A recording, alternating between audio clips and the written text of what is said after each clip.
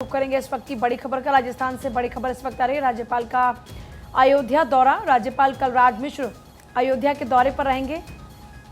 परिवार समेत रामलला हनुमानगढ़ी में करेंगे दर्शन पूजन। आज सुबह 11 बजे पहुंचेंगे महर्षि वाल्मीकि एयरपोर्ट। सुबह 11:10 पर राज्यपाल कलराज मिश्र सर्किट हाउस पहुंचेंगे। दोपहर 12:05 पर रामलला के दर्शन करते हुए नजर आएंगे। सुबह 1:25 के आसपास हनुमानगढ़ी पहुंचकर दर्शन पूजन करने वाले हैं। प्रभु श्री राम के बाल स्वरूप जो कि 5 साल के रूप में विराजमान है, राम लला के दर्शन करते हुए नजर आएंगे। जी देखिए, आज दोपहर का वक्त रहेगा 1:25 जब हनुमानगढ़ी में जाएंगे और वहां पर भी दर्शन पूजन करेंगे।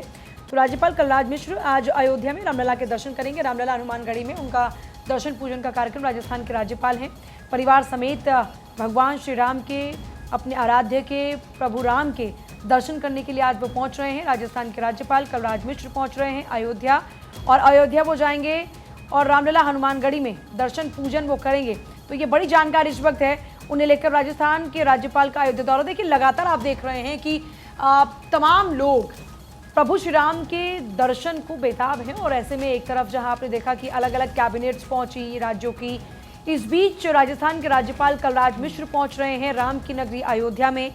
अपने पूरे परिवार समेत वो पहुंच रहे हैं। पहले सर्किट हाउस जाएंगे, उसके बाद रामलला के दर्शन करेंगे और फिर वो हनुमानगढ़ी में जाकर दर्शन पूजन करेंगे। तो इस तरीके से उनका पूरा कार्यक्रम रहने वाला है आज का। रामलला के दर्शन के साथ ही हनुमानगढ़ी में, क्योंकि देखिए जाया जाता है और जब तक हनुमानगढ़ी में दर्शन ना किए जाएं रामलला के साथ, तब तक दर्शन पूरे नहीं माने जाते।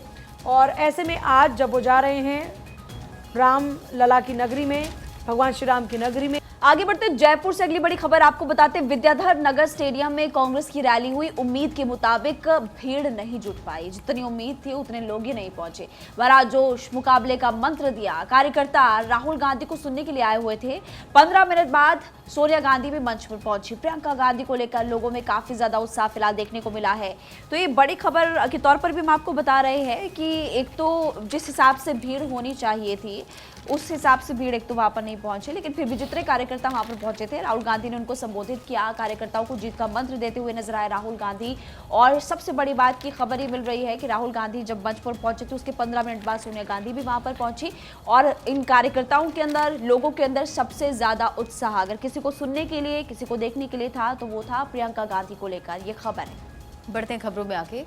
सोना चांदी में रिकॉर्ड तेजी है। चांदी 83,000 के करीब तो सोना 73,000 प्रति 10 ग्राम पहुंच गया है। तो बड़ी जानकारी, जहां सोना चांदी के रिकॉर्ड में तेजी आई है और चांदी करीब 83,000 के करीब, तो सोना की बात करें तो 73,000 प्रति 10 ग्राम पहुंच गया। देखिए, लगातार कीमतें बढ़ती जा रही हैं सोने और चांदी की। और चलिए आगे बढ़ते हुए बात होगी दालों की भी, क्योंकि दालों की कीमतों में भी लगातार तेजी आ रही है। और अगर बात की जाए व्यापारियों पर, क्योंकि इससे पाबंदी लग सकती है, अरहर दाल के भाव में तेजी। अरहर दाल की कीमत 160 रुपए किलो है। बिल्कुल, अगर हम बात करें दालों की कीमत की, लगातार तेजी आ रही है। अरहर की दाल, उसकी भाव में भी काफ़ी तेज़ी है। दरअसल आपको बता दें कि ओवरऑल महंगाई की नरमी के बीच में जो दालों की कीमत का ट्रेंड लगातार बढ़ता हुआ देखा जा रहा है। कुछ बाजारों में दाल की कीमत में तेज़ी आई है, सरकार को सतर्क कर दिया है और अब सरकार दाल के व्यापारियों के ऊपर पाबंदियां भी लगाने की तैयारी कर रही है।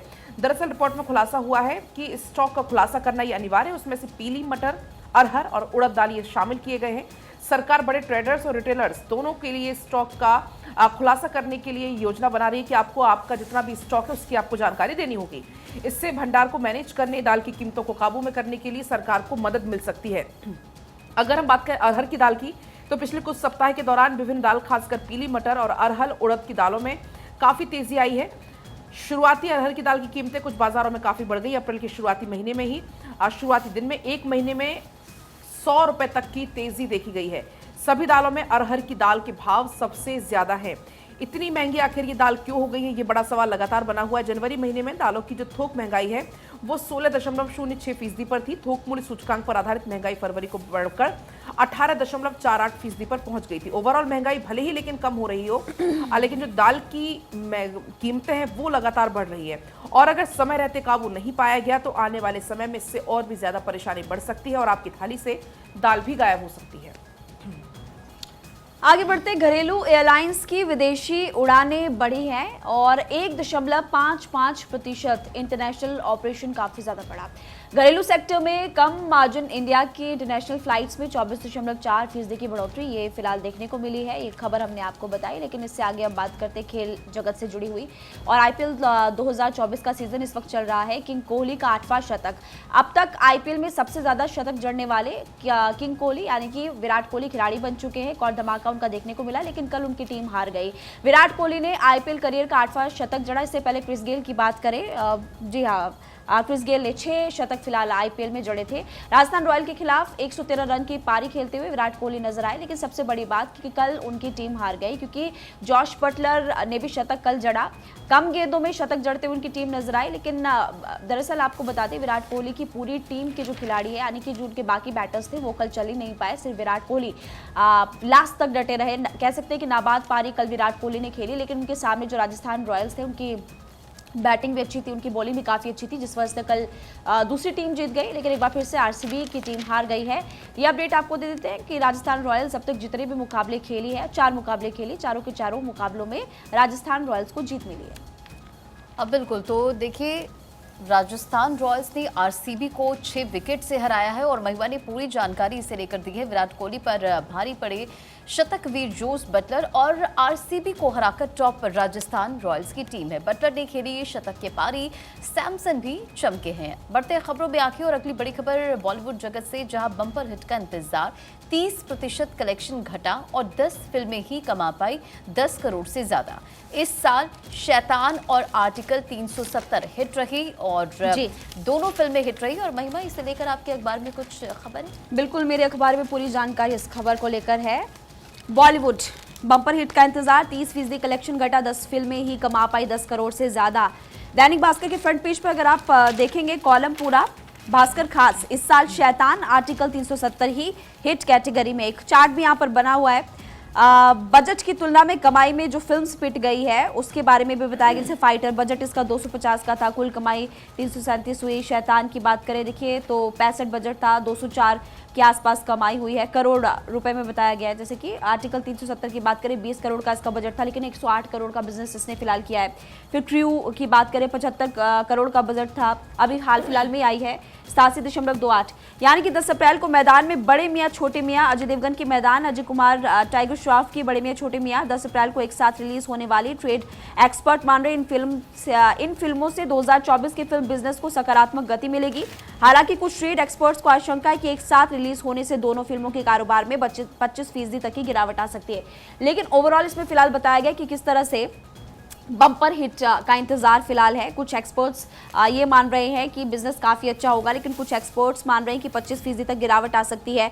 और कुछ फिल्मों के बारे में जानकारी दी गई है, जैसे कि साल की शुरुआत के 3 महीनों में सिल्वर स्क्रीन का बॉक्स ऑफिस कलेक्शन फीका ही रहा था।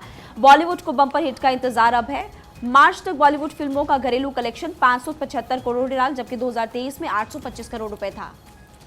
और देखिए आज बिहार, पश्चिम बंगाल और एमपी के दौरे पर प्रधानमंत्री मोदी। आज पीएम मोदी की 2 जनसभा और एक रोड शो है। सुबह 11 बजे बिहार के नवादा में पीएम मोदी की जनसभा होगी। दोपहर के 2:15 पर पश्चिम बंगाल के जलपाईगुड़ी में पीएम मोदी की जनसभा होगी। शाम के 6:15 बजे एमपी के जबलपुर में रोड शो करेंगे प्रधानमंत्री मोदी। देखिए बंगाल के जलपाईगुड़ी में पीएम मोदी की जनसभाएं हैं। इससे पहले कल उत्तर प्रदेश में आपने ताबड़तोड़ चुनाव प्रचार देखा और अब बिहार, एमपी और बंगाल में आज उनके चुनावी प्रचार के कार्यक्रम रहने वाले हैं। अस्मित बिहार से मेरे साथ जुड़ रहे हैं। अस्मित, पीएम मोदी के कार्यक्रम को लेकर क्या तैयारियां इस वक्त नजर आ रही हैं? बिल्कुल, देखिए तैयारी पूरी है और 11 बजे के लगभग प्रधानमंत्री नरेंद्र मोदी जो है नवादा के मंच पर होंगे और वहां से मगध के इलाकों को आज साधने की पूरी कोशिश होगी, क्योंकि औरंगाबाद, गया, नवादा ये मगध इलाका कहा जाता है। और यहाँ पर भी देखिए क्योंकि एनडीए से प्रत्याशी विवेक ठाकुर बनाए गए हैं और इनके सामने टक्कर होगी आरजेडी के श्रवण कुशवाहा से। प्रधानमंत्री नरेंद्र मोदी उनके लिए वोट मांगेंगे और यहाँ पे क्या विकास हुए, क्या एनडीए का कार्यकाल में जो विकास हुआ, एक हफ्ते के भीतर प्रधानमंत्री मोदी का दूसरा मौका है। साथ विपक्ष की पार्टियों को और खास करके लालू प्रसाद यादव को घेरेंगे आज प्रधानमंत्री। इसकी पूरी तैयारी हो गई है। 11 बजे के लगभग वो यहीं पर मंच पर पहुंचेंगे और सीधे यहीं से जो है भाषण उनका शुरू होगा, संबोधित करेंगे। इसके साथ साथ बिहार के मुख्यमंत्री नीतीश कुमार के साथ बीजेपी के तमाम बड़े नेता जो है मंच पर मौजूद रहेंगे। अस्मिता आप सुन पा रहे हैं? अस्मिता आप सुन पा रहे हैं हमारी बात? शायद उन तक आवाज़ नहीं पहुंच पा रही है, टीम ज़रा इसको सॉर्टेड करे। लेकिन देखिए, आज 3 राज्यों में, एक तरफ एमपी में, एक तरफ बिहार में और एक तरफ बंगाल में पीएम मोदी के कार्यक्रम रहने वाले हैं। जबलपुर में ही बात करें, जलापुर में अगर बात करें तो यहाँ पर भी उनका रोड शो होने वाला है। बिहार, बंगाल, एमपी के दौरे पर प्रधानमंत्री मोदी, जलपाईगुड़ी में भी उनका कार्यक्रम रहेगा। पीएम मोदी की 2 जनसभा और 1 रोड शो है।